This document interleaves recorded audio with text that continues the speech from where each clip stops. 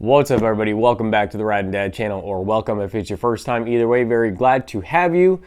This is a RUROC Atlas 4.0, obviously in white. I think they call it Ghost or whatever. They have names for everything. Anyway, you know what this is. This is a initial review, first impressions type video, minus the unboxing, because I don't believe there's any reason to do that in 2022 on social media platforms. Let's roll the intro and we'll get right into it. Riding down a YouTube channel, it's the riding down a YouTube channel, it's the riding down a YouTube channel, it's the riding down a thing that you found.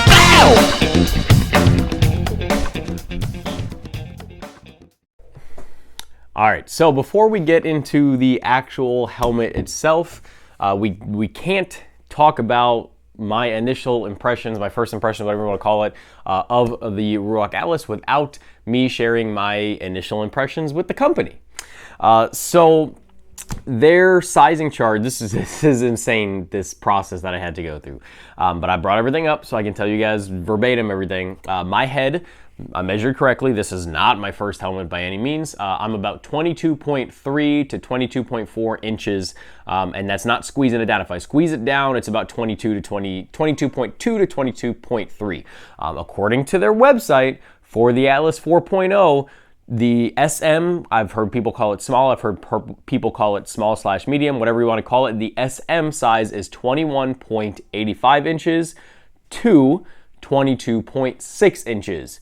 So I'm very close to being in the middle of that. I'm not at the max, I'm not at 22.6, but I'm also not at 21.8.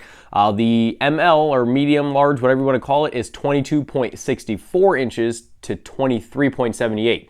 So I know helmets break in a little bit. I'm not going to get something too big just for comfort. I understand they're supposed to be snug fitting, comfortable at the same time, so I went ahead and ordered that SM. I've never been a small in any helmet I've ever had. I've always been either a medium or large, or like a medium/L, whatever. Yeah, like sometimes they have like small, medium, large, medium, stuff like that. I've never been a small ever, but I trusted the RUROC site, got it in the mail. I could barely even get it over my head. My wife has a Scorpion in a small for her head that fits her perfectly. I tried that on, like when she got that one fit me better than this one in a small, which was supposedly for my head size. So it wasn't just the cheek pads. I even took the cheek pads. It was just everything. It was just insanely too tight. Way more than what they would say that you would, it could break in.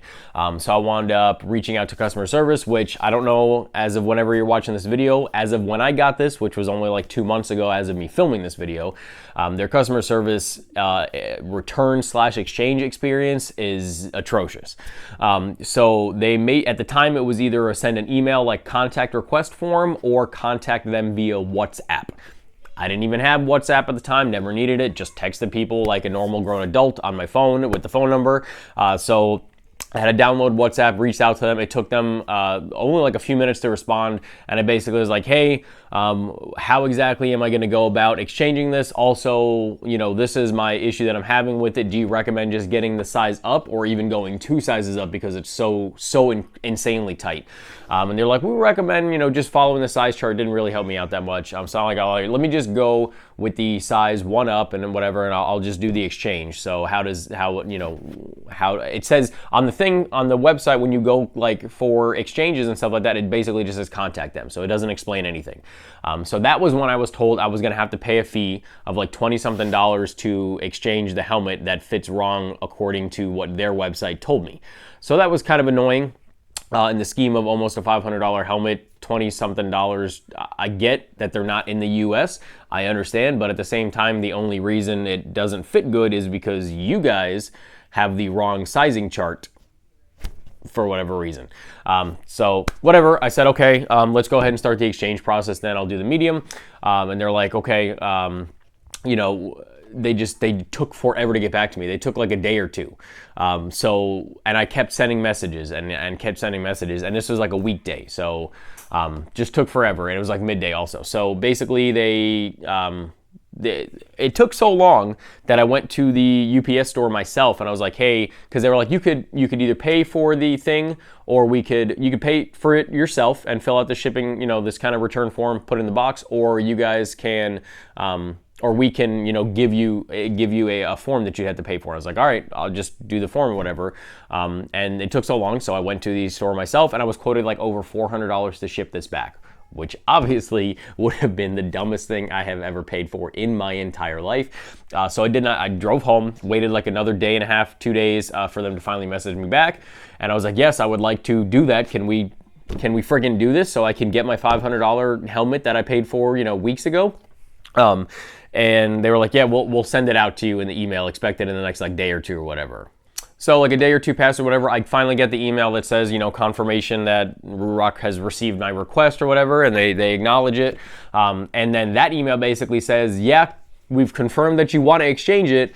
Hold on, we'll email you again with the like the shipping paid request or whatever you want to call it, the invoice for the shipping label. That should take like a day or two. So another day or two goes by, I finally get that email, I pay it ASAP, and then I get okay, we'll send you the shipping label once we've received confirmation of your payment, and that should be within like 48 hours or whatever it was. So I waited like another day or day and a half, whatever, just to get the shipping label. As soon as the shipping label came to the email, printed it off, gave it to UPS. It actually wound up, I think it was like $12 or $14 instead of $27 or whatever they quoted me originally. So it was a little bit cheaper than what they quoted me. I'm not sure if they just misquoted or if they tried to hook me up because I was getting frustrated.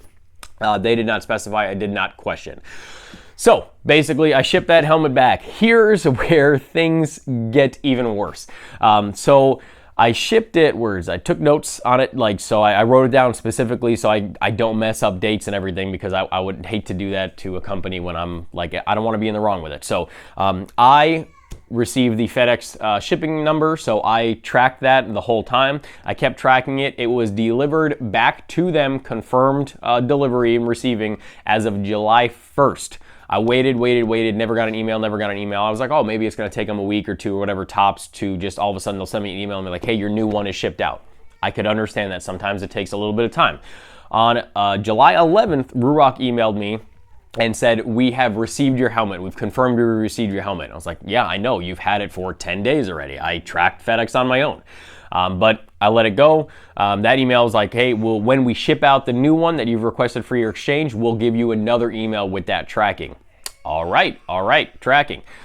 July 20th, still did not receive anything. This is 9 days after RUROC told me they had it, and 19 days after FedEx already told me that RUROC had it. So July 20th, I emailed and basically was like, hey, when is this going to ship out? Just curious, like, I don't understand what's going on with it. I never received an email confirmation or anything like that. So it was either Kirsty or Christy, whatever her name was, basically emailed me back. Their customer service takes forever to respond to. It takes like a full day and a half.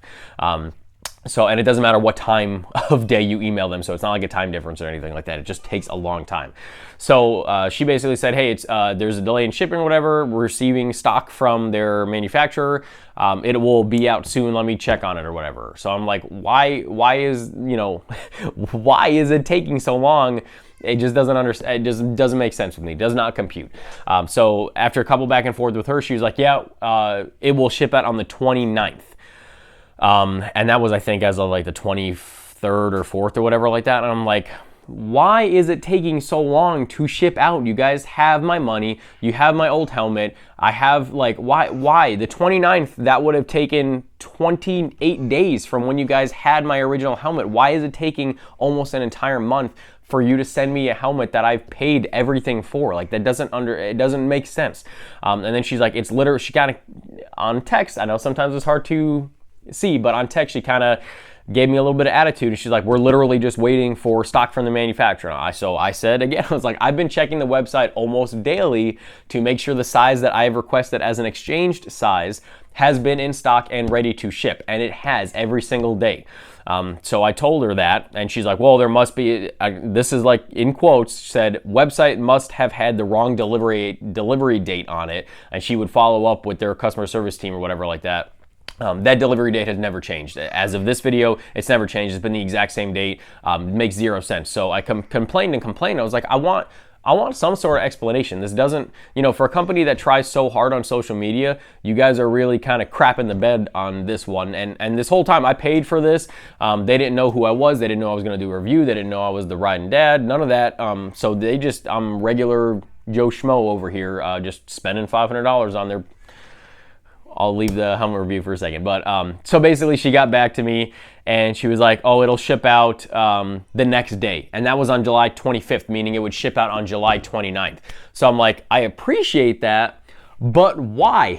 You know, why are you guys doing this? Why are you treating your customers like this with no explanations and just taking forever? Why? And there was no explanation. So it did ship out on the 26th. I got the email from RUROC. It did ship out, and then it came. While it came to me in a somewhat quick manner from when it actually shipped out, I think it only took like 4 or 5 days, maybe something like that, which is pretty good. When I received it, and I will say the first helmet I received seemed very good quality. This new exchange helmet, I don't know if they took it from a stock of failed quality control helmets, or if they just hated me and they did it on purpose, or if it was just an accident and they had poor quality control in the beginning. But when I received it, and I'll post a picture up in a second, the whole right side, or either right or left, I've glued it since then. This whole kind of rubber trim, whatever you want to call it, was just unglued. And if you just even slightly tugged at it, it came unglued the rest of the way. I will also say, hopefully you guys, let me try to scoot. I don't know if it'll come across, but these vents on this side, on the sides, both of them, they kind of look like, maybe try to get a little bit closer. They're just rough. They're just not fully like good polished. The paint is like chipped on the side of it. It looks like you just kind of cut it and you never even sanded it down or whatever. It just is not very good quality at all. And like I said, I did not receive that on the first helmet I ordered from them. Now I also ordered the SHOCKWAVE, as you guys can tell from the thumbnail. So let's go ahead and talk about that, because to do that, you take all of the liners out and then you put that in. And like I said, this is just my initial, this is out of the box kind of interpretation of it, and followed by about an hour ride, only about 65, 70 miles on it. I took it through various different conditions, and we'll get into all that in a second. This is by no means a in-depth, like, this is what the helmet does, this is, you know, all these features, everything like that. Bikes, Beards, and Brews just did his kind of extended review on this helmet, and he did an insanely good job on the level of detail about like all what the vents do and the materials and the reasoning and everything like that. So if you're curious about that kind of in-depth review, go to his channel and watch that, because it's an insanely good review. And I even learned some stuff about the helmet that I wouldn't have known just from the website. So I'm not sure if somebody gave him some, you know, like more information or whatever, or if he just can read better than I can, but he has a lot of information on it. So go check that one out. So anyway, the SHOCKWAVE looks to me, when I looked online, would have been like, and I was recommended, you know, guys know I'm a fan of Cardo. I was recommended to try out the SHOCKWAVE because I got really good reviews from some people that I talked to. So I said, let me try to go full on RUROC. Let me really try to see what they got going on, and I'll give it my all. So I bought it anyway, and it's only 150 bucks. It's really not that expensive at all. And I actually think when you buy, or at least when I bought it, I got like a 10% off. When I bought the Atlas 4.0 plus the SHOCKWAVE, I think I got 10% off the SHOCKWAVE or something like that. So anyway, this basically just kind of comes out. It looked like it would be quick and easy to take out and, you know, put where you can charge it, which is one of my biggest pros on the Cardo. You could just remove it real quick, the actual system itself, and just put it on the charger. This is not easy to come out at all. So unless you want to be unplugging 2 cords and getting a flathead screwdriver or a pry, like a plastic pry bar in there or whatever like that to pop this crap out, it's not going to work at all. I can tell you my first impressions, which has been confirmed from even my first ride with very, very thin, right here, they're the Tucker Speed gloves, very, very thin gloves. It is dang near impossible to hit the correct buttons that you want. Now I will say the sound quality is very, very good. Potentially just as good, if not better, as far as volume than the Cardo that I have. The user interface, whatever you want to call it, is pretty good. Just double tap on the minus or plus volume buttons to skip or go back a track. And then there's just the power button, which you either hold for on, hold for off, or tap one time for pause and then play again. That is very intuitive. However, you can see these are all flat. And when you are reaching behind you, first of all, you have to like grab the helmet like this and do it with your thumb, which is even harder. Because then if you push it normally, it just pushes the helmet up, which is a pain in the butt. So this is not great at all. And then that brings me to my next complaint about it, kind of, which again is subjective. It's not gonna happen to everybody, but the nose piece touches my nose constantly. It just constantly touches my nose, no matter how I adjust it to where it's clearly not the way it's designed to fit, like up, and it still is touching my nose within like a second or two. And it fits snug. It's not like it's moving down or whatever. It just, I don't understand. I don't have a huge nose. I really don't think I have a huge nose, and it just constantly touches my nose. The field of view and the visor, I will say the visor, feels very high quality. It's very nice and thick, very rigid. The indents are nice. The locking is nice, all of that stuff. How to change the visor could be better. You have to unscrew these, take the pins out, and then put the new visor in. Kind of a pain in the butt when I would say 8 out of 10 helmets on the market now are doing some sort of clip style. And they definitely have enough room because they have this huge gap all around here. So they have room that they could have done something like that. I don't know why they didn't. But otherwise the visors are fine. I got I'll post a picture of it as well now. I bought the blue like mirrored visor with this. It's pretty much a clear visor with like a very light blue tint on it. It's unlike any other mirrored visors for any helmet that I've ever seen before. It's super dull and it's not great for the sun. I stood outside and, compared them with the regular dark smoke one, and it sucks. And I will not even be using it because it is not even close to dark enough, or dark compared to even the stock smoke one. So that was kind of a waste of money. The vent system. The top vent might as well not even be here, in my opinion. Guys, I really wanted to like this helmet. Like, for those of you who know my helmet history, I've had HJC, I've had Shoei, I've had Icon, I've had half helmets from a few different brands.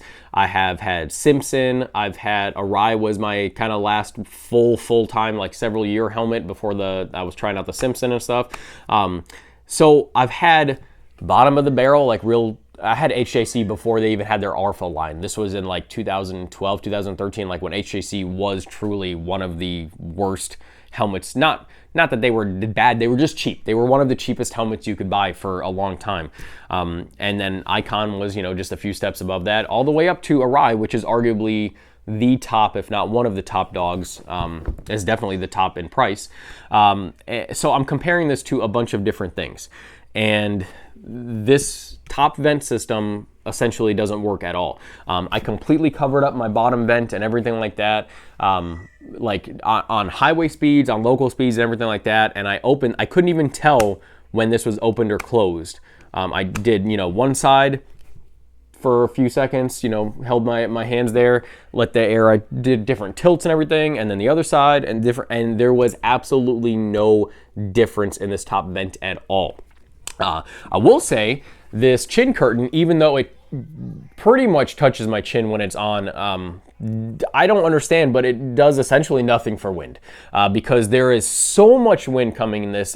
One of the only reasons I wanted to switch from the Arai, besides I like trying new stuff and giving stuff a shot, was because the chin curtain doesn't come very close to my chin, so it lets a little bit of air in, and then it's not a noise problem. It's just like on Florida, we have cold. Sometimes for me, I'm a wuss when it comes to cold, I suppose, but we have cold mornings, but then it's hot in the afternoon, so I don't want a helmet that has zero airflow, but I would like one that, when you close the vents, and that was an airtight helmet, never had issues with rain getting in or anything like that, but there was quite a bit of wind getting in from the chin curtain, from under the chin curtain. So that's why I was like, oh, let me try some other helmets. The Simpson, spoiler alert, you guys will see a full review video on that in a little bit, but the Simpson, I have zero issue with wind coming into the chin curtain. That actually is one of the best chin curtain setups I've ever had on a helmet for whatever reason.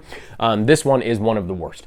It allows so much wind, and keep in mind, as of right now, I have zero fairing on this bike. It is a naked cruiser bike right now, so that is part of it. But I tilted my head down, up, everything like that. Just a massive amount of wind coming in there. So because you have a massive amount of wind coming in there, It does manage to get in these vents and cool off the head, but that's not how it's supposed to, like, it shouldn't be dependent on that. It should be dependent on everything coming in. There is an internal click for these front vents, which is mediocre at best, I would say, at least on this helmet. It barely wants to stay clicked up, which is the closed position. It just kind of friction fits up. There's a positive click at the bottom, which you wouldn't need a positive click at the bottom. You would need a positive click at the top, if anything, because vibration and bumps are gonna want to bring it down, but what do I know? And it just, when you push it up, it barely stays there. It takes such a tiny amount of effort to move it down, and then when you move it down, it is a lot more wind that comes in, but again, you don't even need to put it down because there's so much wind coming up from the chin curtain. What a lot of people don't know about the RUROC, at least the Atlas 4.0, is that there are removable layers of padding in the cheek pads. So when I first got it, I had to take out about 1.5, 2-ish of those layers, because it was just too tight on the front of my cheek, so I just kind of removed it from parts of that cheek pad, and now it does actually, it's very comfortable. It fits very well. There's ample holes for the speaker pockets. There's ample holes for your ears if you're wearing earplugs and stuff, which you need because this is an insanely loud helmet compared to really even the Simpson that I have, the Uriah, the Simpson. This is a very loud helmet, so I'm not sure why people are saying that this is super quiet. I guess their helmets in the past were just insanely noisy. I will say it doesn't, the only loud thing about it is the wind noise. It's not that it allows a lot of noise in, like exhaust sound and cars and stuff like that. It's quiet in that regard, which is nice, but it just spawns a lot of wind noise, and I would believe it's due to these essentially useless kind of vent scoops on the side, and then it's the general style of the helmet.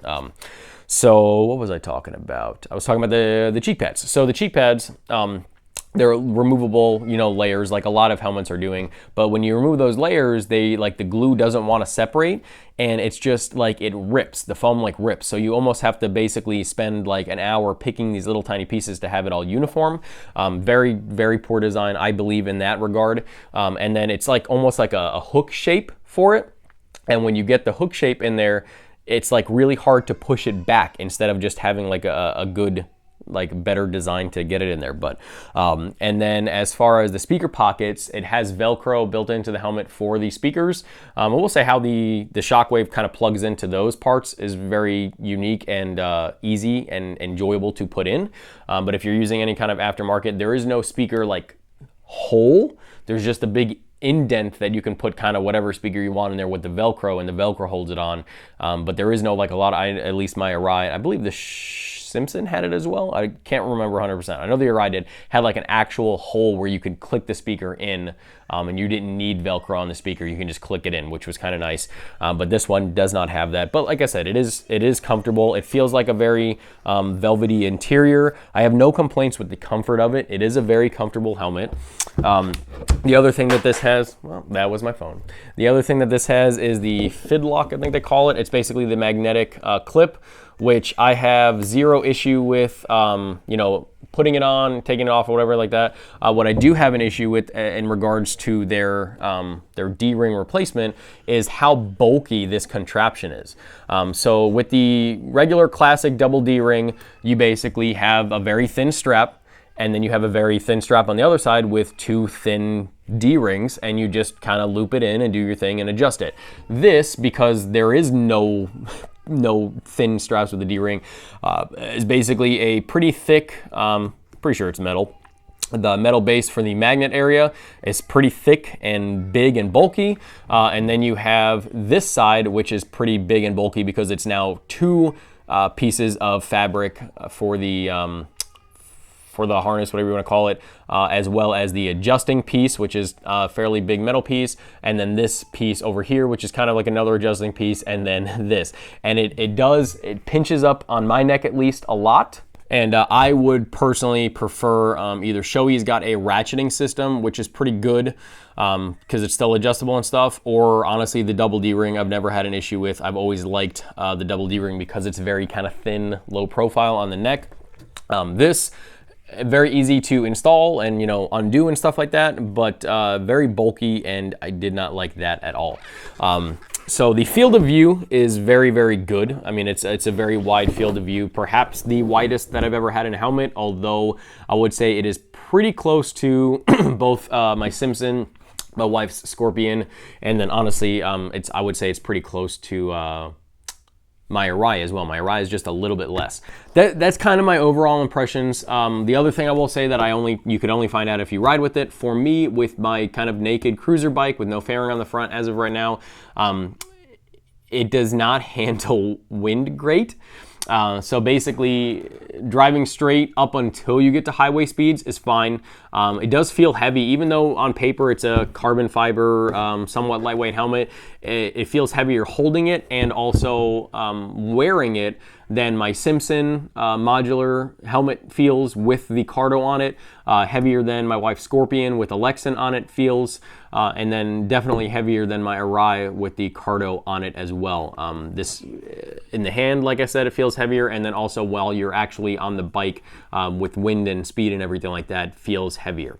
When you hit, for me, when I hit highway speeds, at least 70, 75, I started to get a lift up on the helmet, and not the lift that is just conducive to taking weight off you, like a lift that it felt like it was trying to come off. Not bad, I didn't feel like it was going to come off, but I was annoyed by that feeling, and I did not like that at all. So it was an issue with that. And then anytime, and this is not just at highway speed, and I tilted my head, up and down, and really nothing fixed it. Anything about highway speeds for me, it happened.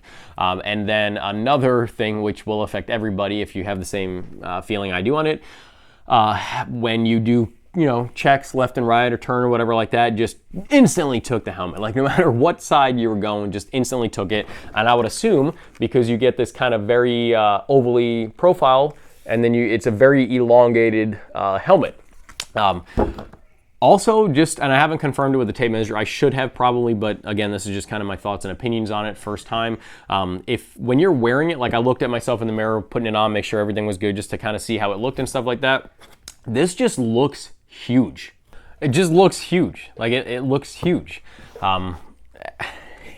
It feels bigger, it looks bigger and everything like that. Guys, these are all my opinions. You might love the Atlas 4.0, and if you love it, then good, keep it. I'm not telling you not to keep it or throw it out or not buy it. I just am trying to share my experience with unfortunately, they're absolutely terrible customer service in my experience to me, and then their product. I really, really wanted to like this because everybody that I've talked to, I would say 8 out of 10 videos I've been watching on it, reviews and everything like that, everybody has said it's really good. I really wanted to like it. I wanted to be my next one. Also because it's only about $500. Depending on which one you get, it's either just under or just over. This one was just under $500. So for $500, I mean, the Arai that I have was like $850. So you're talking almost double the amount for a pretty darn good quality helmet.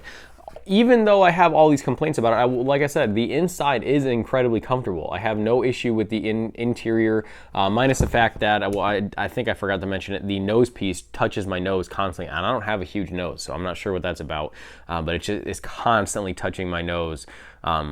No matter how I tilt it or anything like that, it just is always resting on the tip of my nose, and it is very annoying. I have to figure out a way. Maybe I know RUROC probably doesn't recommend it, but I'm gonna probably chop some of the foam off in that area just so it doesn't. Because realistically, foam or not, if I get into an accident, that's gonna just squash my nose 100% anyway, because it's already touching it. But I mean, like I said, guys, it's a cool looking helmet. Don't get me wrong, very cool. I just am less than pleased with this specific helmet that I have received and some of the design aspects that RUROC has chosen to do. Let me know what you guys think. If you have an Atlas 4.0 and you think I'm crazy and you just think I'm an idiot. Honestly, part of it I think is also that I've spoiled myself having an Arai for 2.5, 3 years. Arai is top notch. There's no way around it. Arai, they just vent incredibly well. They're incredibly comfortable. They're just amazing helmets, and that's why I'm trying to branch out and get different helmets and try everything out. But so that may be, if you have a $90 HJC or whatever your off-brand is that you got on Amazon or your store or whatever. Maybe this is like a pot of gold to you and just an absolute diamond in the rough, and you can't believe this is the most amazing helmet ever and you have 0 complaints. Great, keep it then, because $500 is a heck of a lot less than $850 minimum. But for me, this will definitely not be my long-term helmet. I am going to give it more miles, a lot more time, so I can do an in-depth review. I might come to love this helmet for whatever reason. I might come to just absolutely be happy with it and no complaints. But as of right now, I've shared all of my thoughts with you guys. I've hoped I've at least helped somebody here make some sort of educated decision, or maybe somebody is gonna come and be like, I've been having these issues too and nobody else has said anything. And again, RUROC has no idea I'm doing this video. RUROC has no idea. I mean, they probably somewhat know who I am, but they have no idea that I have any interest in this, if I have any issues or whatever like that. I paid for everything 100% with my own money. And this is 100% my own initial review of this helmet. So make sure you guys check out all of the links in the description. Check out my Instagram, my TikTok, all of that. Instagram is the easiest way to send me messages and talk about things, whether you just want to chat or you have any questions about anything that I have done to my bike. I have a lot of videos coming on the bike. Most of them are already filmed and edited, just waiting to upload. I just have some stuff that I want to do before and kind of put stuff out in a good timeline. But make sure you are subscribed. Please like this video. It really does help me out and it helps the channel out. And I appreciate every single one of you. And until the next time, guys, ride safe, have fun. Dad out.